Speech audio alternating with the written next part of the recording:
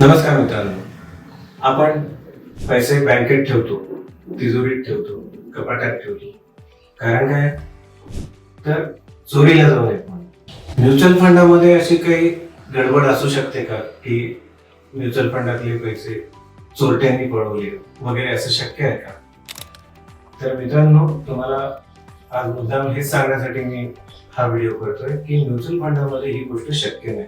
Mutual फंडामध्ये 2 stage authentication वापरलं जातं, किंवा तुम्ही फिजिकली पैसे काढणार असाल, फॉर्म भरून स्लिप भरून पैसे काढले जाणार असतील, ते सुद्धा तुमची सही चेक केल्यानंतर जे पैसे तुम्हाला मिळणार आहेत, तुम्ही जे पैसे विड्रॉ केलेले आहेत, ते पैसे तुमच्या अकाउंट मध्येच फक्त जमा होतात, इतर कुठेही जात नाही. आणि 2 स्टेज ऑथेंटिकेशन म्हणजे तुम्ही तुमच्या म्युच्युअल फंडाच्या ऍप मध्ये गेला किंवा म्युच्युअल फंडाच्या वेबसाईटवर गेला, तिथून तुम्ही एक रिडम्शन किंवा पैसे काढण्याची रिक्वेस्ट रेज केली, तर पहिले तुमच्या वेबसाईटच्या त्या तुमच्या अकाउंटला जाताना तुम्हाला युजर आयडी पासवर्ड लागतो. हे तुमचं पहिलं ऑथेंटिकेशन.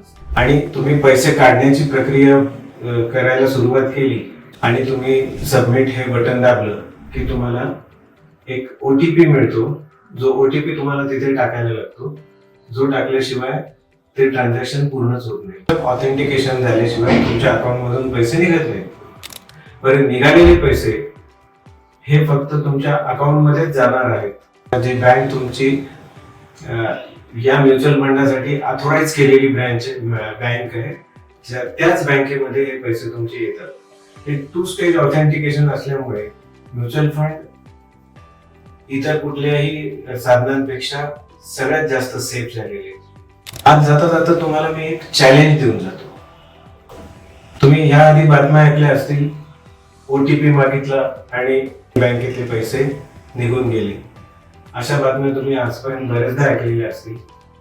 पण तुम्ही अशाच प्रकारची एक म्युच्युअल फंडाची बातमी मला पाठवली तर मी तुमचं अभिनंदन करेन.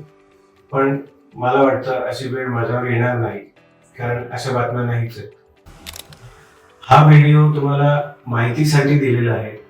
हा तुम्ही तुमच्या सगळ्या मित्रांना पाठवा ज्यांनी म्युच्युअल फंडामध्ये इन्व्हेस्टमेंट केलेलं आहे.